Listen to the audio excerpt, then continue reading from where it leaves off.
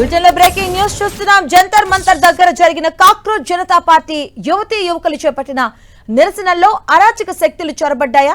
ఒకవైపు జెన్జే నిరసనలు తెలుపుతూ ఉంటే మరోవైపు క్రిమినల్స్ ప్రొటెస్ట్ ప్లేస్ కు వచ్చారా అని అంటే పోలీసులు అవును అనే సమాధానం చెప్తున్నారు.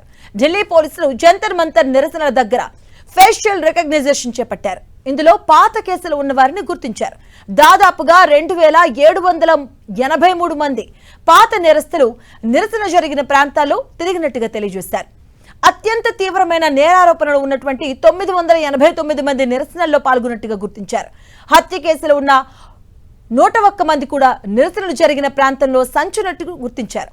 దొంగతనాలు, చోరీ అభియోగాలు ఉన్నవారు 284 మంది, చిన్నారులపై దాడులకు పాల్పడినట్టు అభియోగాలు ఉన్నవారు 92 మంది కూడా ఈ నిరసనల్లో పాల్గొన్నట్టుగా గుర్తించడం జరిగింది.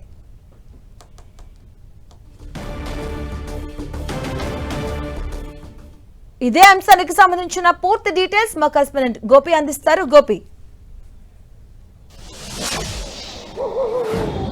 మాధవి, సీజేపీ ఏదైతే జంతర్ మంతర్ వేదికగా గత 35 రోజులు చేసిన ప్రొటెస్టులో అసాంఘిక శక్తులు, నేరాలతోటి సంబంధం ఉన్న వాళ్ళు అక్కడ పాల్గొన్నట్టుగా కూడా ఢిల్లీ పోలీస్ కమిషనర్ అనురాగ్ కుమార్ ఏదైతే నిన్న కేంద్ర రాష్ట్ర ప్రభుత్వాలకు ఇచ్చిన నివేదికలో ఆయన ఈ అంశాలను కూడా పొందుపరచడం జరిగింది. దాదాపు 2800 మంది ఈ యొక్క నేరాలతో సంబంధాలు ఉన్న వ్యక్తులు వాళ్ళు ఫేస్ రికగ్నైజేషన్ సిస్టమ్ ఆధారంగా గుర్తించినట్టుగా కూడా ఆ నివేదికలో ప్రధానంగా పొందుపరచడం జరిగింది. ఇక నేరాల సంఖ్య వారిగా చూస్తే కనుక ఇందులో ఏదైతే ఫేస్ రికగ్నైజేషన్ ఆధారంగా తీసుకున్న వాళ్ళు చూస్తే దాదాపు 989 మంది ఈ యొక్క అత్యంత నేరాలల్ల సంబంధాలు ఉన్న వ్యక్తులను గుర్తించడం జరిగింది. అందులో ఒక హత్య కేసులోనే నిందితులుగా ఉన్న 101 మంది ఆ యొక్క నిరసనలో పాల్గొన్నట్టుగా కూడా ఇప్పటికే పోలీసులు గుర్తించడం జరిగింది. ఇక దొంగతనాల, చోరీ కేసులో ఉన్న వాళ్ళు 284 మంది, మహిళలు, చిన్నపిల్లలపైన దాడులకు సంబంధించిన వాళ్ళు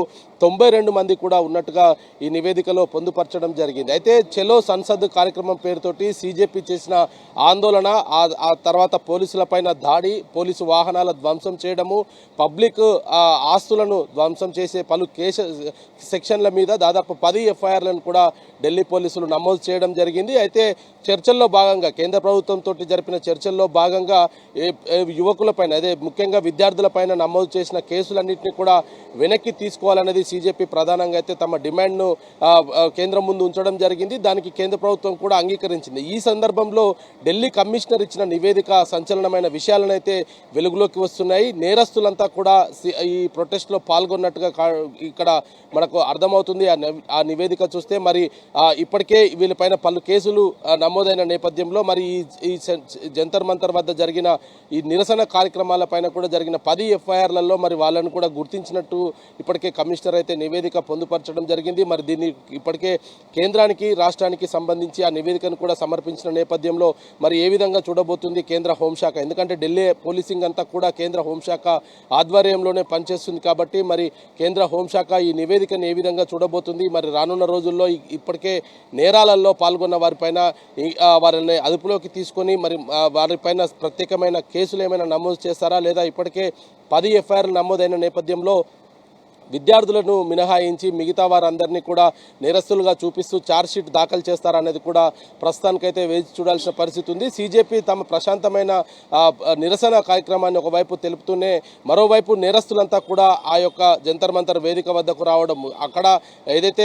లోపలికి ఎంటర్ అయ్యే క్రమంలో బాడీ డిటెక్ట్ జరిగే ప్లేస్లోనే ఈ ఫేస్ రికగ్నైజేషన్ సిస్టమ్ని కూడా పనిచేసే విధంగా ఢిల్లీ పోలీసులు అయితే అక్కడ అమర్చడం జరిగింది. దానికి సంబంధించి వాళ్ళు ప్రతి ఒక్క వారికి సంబంధించి అంటే ఆ నిరసనలకు వచ్చే వారి ప్రతి ఒక్కరి వివరాలను కూడా సేకరించడం జరిగింది. అందులో భాగంగానే ఈ 2800 మంది ఈ నేరస్తులు ఈ యొక్క ప్రొటెస్ట్కు హాజరైనట్టుగా తెలుస్తుంది. మరి వారందరినీ కూడా ఇప్పటికే గుర్తించిన నేపథ్యంలో మరి పోలీసులు తదుపరి చర్య ఏ విధంగా ఉండబోతుంది అనేది కూడా ప్రస్తుతానికి వేచి చూడాల్సి ఉంది. ఎందుకంటే సీజేపీ నిన్న కూడా ప్రెస్ మీట్ పెట్టిన సందర్భంలో కూడా కేసుల విషయంలో కేంద్రం వెనక్కి తగ్గింది, మరి మాకు ఇచ్చిన మాట తప్పుతుంది అంటూ కూడా వాళ్ళు నిన్న తమ ఆవేదన వ్యక్తం చేయడం జరిగింది. కానీ కేంద్రం కూడా విద్యార్థులపైన నమోదు చేసిన కేసులను కొట్టివేసేందుకు ఒకవైపు సిద్ధంగా ఉన్నామని చెప్తూ ఉంది.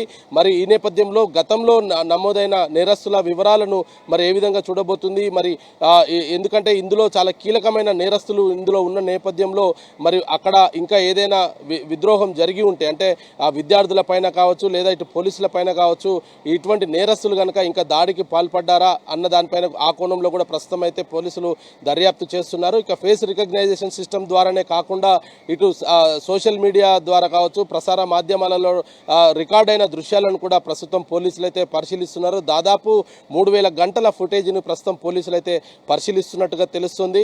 మరి ఆ సీసీ కెమెరాలను, అదేవిధంగా అక్కడ ఏదైతే చలో సంసద్ కార్యక్రమంలో జరిగిన పోలీసులపై జరిగిన దాడికి సంబంధించిన ఫుటేజ్ని కావచ్చు, వీటన్నిటిని కూడా ప్రస్తుతం ఢిల్లీ పోలీసులు అయితే పరిశీలిస్తున్నారు. గతంలో నేర చరిత్ర ఉన్నవారు గనక అందులో ఉంటే గనక వారిపైన మరి ఖచ్చితంగా లీగల్ యాక్షన్ అయితే ఉంటుందనేది కూడా కమిషనర్ అయితే చెప్తూ ఉన్నారు. మరి ఇటు ఒకవైపు సీజేపీ విద్యార్థులపైన పెట్టిన కేసులను ఎత్తివేయాలంటూ కూడా తమ డిమాండ్లను తెలుపుతున్న నేపథ్యంలో మరి ఇటువంటి నేరస్తుల విషయంలో ఢిల్లీ పోలీసులు ఏం చేయబోతున్నారు అనేది కూడా కొంత సస్పెన్స్ అయితే నెలకొన్న పరిస్థితి ఉంది. మరి మొత్తంగా ఇటు సీజేపీ జంతర్ మంతర్ వద్ద జరిపిన నిరసన కార్యక్రమంలో దాదాపు 2000 మంది నేరస్తులు పాల్గొన్నారంటే ఇంకా దాంట్లో రికగ్నైజ్డ్ కాని వాళ్ళు, అంటే జంతర్ మంతర్ లోపలికి రాకుండా కేవలం బయటే ఉన్నవారు కూడా ఎంతమంది ఉన్నారన్న దానిపైన కూడా ప్రస్తుతం అయితే పోలీసుల ఇన్వెస్టిగేషన్ అయితే కొనసాగుతుంది. తుది నివేదిక త్వరలోనే కేంద్రానికి సమర్పిస్తామనేది కూడా ఢిల్లీ కమిషనర్ అయితే చెప్తున్నారు.